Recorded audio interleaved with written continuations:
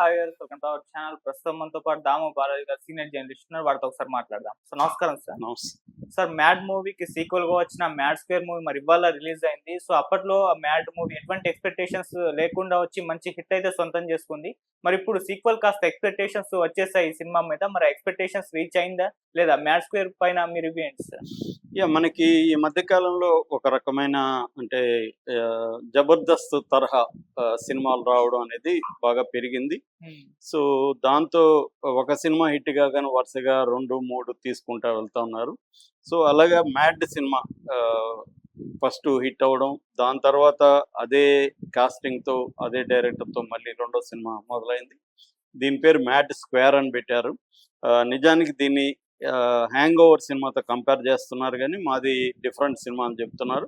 So ఈ cinema రివ్యూలోకి వెళ్ళే ముందు అసలు కాస్టింగ్ ఏంటి అనేది చూస్తే సేమ్ వాళ్ళే ఉన్నారు. నాన్న నితిన్ ఎన్టీఆర్ వాళ్ళ బావమరిది, తర్వాత రామ్ నితిన్, సంగీత్ శోభన్ మన సంతోష్ శోభన్ వాళ్ళ బ్రదర్.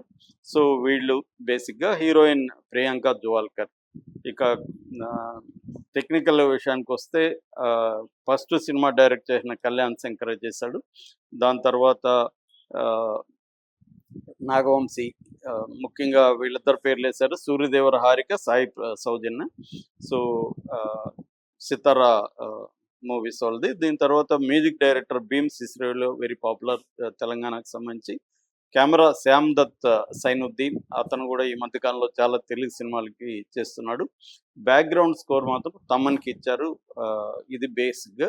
ఇక కథలోకి వెళ్తే ఇది నిజానికి జబర్దస్త్ని బిగ్ స్క్రీన్ మీద చూసినట్టు ఉంటుంది కాబట్టి ఉంటుంది తప్ప కథగా ఏమీ ఉండదు. కథలో అంటే ఒక ఏ పాయింట్ ఏ నుంచి పాయింట్ జెడ్ వరకు ఒక ట్రావెల్ ఎలా ఉంటుందో అది ఆ ట్విస్ట్లు అది ఉంటుంది. దీంట్లో ఏంటంటే ఒక హిలేరియస్ సిచ్యువేషన్స్ క్రియేట్ చేసుకొని అక్కడ ఫన్ క్రియేట్ చేయడం అనేది బేసిక్గా మనకి జబర్దస్త్ మోడల్. జబర్దస్త్లో ఒక చిన్న స్కిట్ లాంటివి ఉంటాయి, దాన్ని చుట్టూ కామెడీ చేయడం, కొన్ని క్యారెక్టర్ల చుట్టూ కామెడీ చేయడం అనేది మనకి ఉంది. దాంతో సినిమాల్లో కూడా అలాంటివే తీసుకొస్తున్నారు ఈ మధ్య. అందువల్ల కథగా దీంట్లో ఏమీ లేదు. సో ఇదేంటంటే కాలేజీ స్టూడెంట్స్ కొంతమంది గోవాకి వెళ్ళడం, పెళ్ళికి వెళ్ళడం, అక్కడ ఏమేమి జరిగిందనేది బేసిక్గా కథ. సో స్క్రీన్ ప్లే పరంగా తీసుకున్నప్పుడు జైల్లో లడ్డు ఉంటాడు. లడ్డు తన ఫ్లాష్ బ్యాక్ చెబుతాడు. ఆ ఫ్లాష్ బ్యాక్లో పెళ్లి ఎపిసోడ్ వస్తుంది. సో ఫస్ట్ హాఫ్ అంతా కూడా మ్యాక్సిమం పెళ్లి ఎపిసోడ్తో నడిపారు. ఆ పెళ్లి ఎపిసోడ్ ఒక ½ అన్ అవర్ వరకు ఉంటుంది. సో ఇదంతా కూడా అంటే దీంట్లో లాజిక్ కానీ ఏమీ ఉండదు, మనకు అంత టైం ఇయ్యరు. ఇప్పుడు జబర్దస్త్ చూస్తున్నప్పుడు చాలాసార్లు మనకేమీ లాజిక్ ఉండదు, అది పనికిమాలిన కామెడీ అనిపిస్తుంది, కానీ ఆ టైంకి మనం ఎంటర్టైన్ అయిపోతాం, నవ్వు వస్తుంది, సరదాగా గడిచిపోతుంది అనమాట.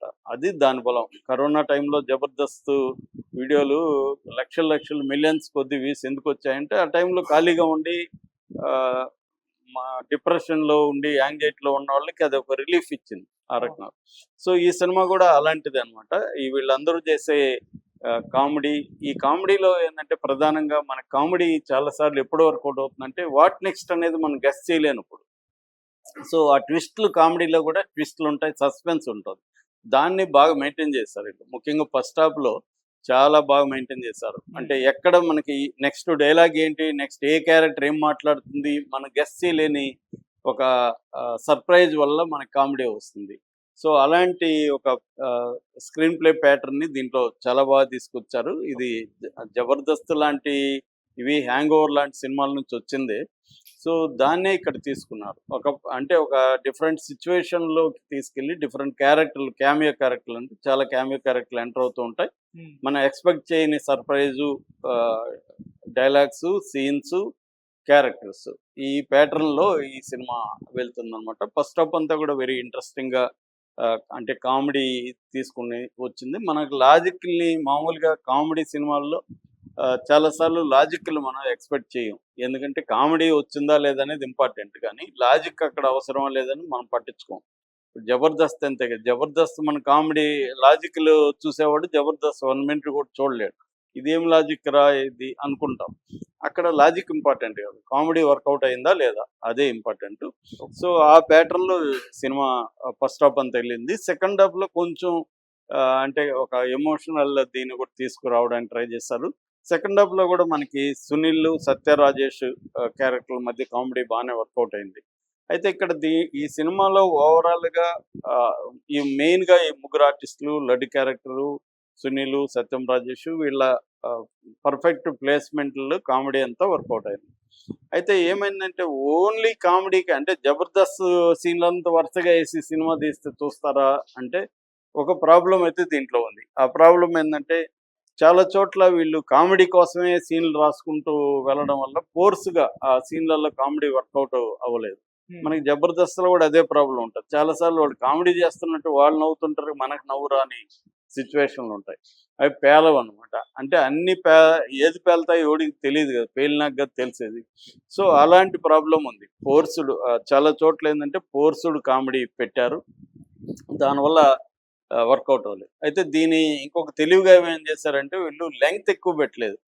ఆహ్, ఈ కామెడీకి కూడా అదే. ఎక్కడ ఆపాలో, ఎక్కడ స్టార్ట్ చేయాలో తెలియాలి. దాన్నేమంటారంటే హాలీవుడ్ స్టైల్‌లో ఆహ్, ఎంటర్ లేట్, ఎగ్జిట్ ఎర్లీ అంటారు. సీన్‌లోకి లేట్‌గా ఎంటర్ అయ్యి, త్వరగా ఎగ్జిట్ అవ్వాలి. దట్ ఈస్ ద బెస్ట్ సీన్‌ని కన్‌స్ట్రక్ట్ చేసే మెథడ్ హాలీవుడ్ స్క్రీన్ ప్లేలో చెప్పిస్తారనమాట. అటువంటి టెక్నిక్ ఉంది ఇక్కడ. అంటే కథలో ఆ సీన్‌లోకి లేట్‌గా ఎంటర్ అయ్యి, అర్లీగా సీను అవగానే ఇంకా లాక్కూడదు. కామెడీ వర్కౌట్ అయిందనుకుంటే ఎండ్ చేసేయాలి. అట్లాంటివి చాలా చోట్లున్నాయి. చాలా చోట్ల లేదు. దానివల్ల ఏమవుతుందంటే ఫోర్స్‌డ్‌గా లాగిన ఫీలింగ్ మనకు కామెడీ రావట్లేదు. అయితే కొన్ని కొన్ని సీన్‌లు ముఖ్యంగా ఈ పెళ్లి సీన్ 30 మినిట్స్ అయితే మాత్రం ఖచ్చితంగా థియేటర్ అంతా నవ్వులతో ఇదైపోతుంది. మనకి ఫాదర్ క్యారెక్టరు చదివింపులు ఎలా ఎవరెవరు చదివిస్తానో చెప్పే పద్ధతి అదంతా కూడా బ్రహ్మాండంగా వర్కౌట్ అయింది. సో, అట్లాగే తెలంగాణ యాసలో ఈ మధ్య కాలంలో ఎక్కువ సినిమాలొస్తున్నాయి. దాంట్లో వచ్చే ఫన్ మనకి ఈ సినిమాలో కూడా జనరేట్ చేశారు. నేచురల్‌గా జనరేట్ చేశారు. సో, ఆహ్, ఈ ప్లస్‌లు, మైనస్‌లు చెప్పాలంటే డైరెక్టర్ చాలా గ్రిప్పింగ్‌గా కామెడీని చేయగలిగాడు. ఎమోషనల్ విషయంలో ఫెయిల్ అయ్యాడు. కొన్నిట్లో ఆహ్, కామెడీలో కూడా ఫెయిల్ అయ్యాడు. ఫోర్స్‌డ్ కామెడీ వచ్చింది. ఓవరాల్‌గా డైరెక్టర్‌కి మనం మంచి పాస్ మార్కులే వేయొచ్చు. ఇక రెండవది పెర్ఫార్మెన్స్. దీంట్లో నాకైతే ప్రధానంగా నాని నితిన్ క్యారెక్టర్ చాలా బాగా నచ్చింది. అదే కాకుండా మిగతా ముగ్గురు కూడా రామ్ నితిన్ గాని, సంగీత్ శోభన్ కూడా బాగా చేశారు. అట్లాగే పండు క్యారెక్టర్ కూడా బాగా నవ్వించగలిగాడు. ఇక మ్యూజిక్ దీనికి చాలా బాగుంది. 'సిసిరి'లో సాంగ్స్ కానీ, తమన్ ఇచ్చిన మ్యూజిక్ కానీ పర్ఫెక్ట్‌గా కుదిరింది. సో, మ్యూజిక్ కూడా అడ్వాంటేజే. అట్లాగే శ్యామ్ దత్ ఆయన ఏ సినిమాలు కెమెరామెన్‌గా పనిచేసినా ఆ సినిమాలు విజువల్‌గా బావుంటాయి. అంటే కామెడీ అని చెప్పి ఏదో విజువల్‌గా చుట్టేద్దామని కాకుండా విజువల్‌గా కూడా బాగా కేర్ తీసుకొని చేశారు. మనకి విజువల్‌గా కూడా ప్రెజెన్స్ అనేది చాలా బాగా ఉంటది.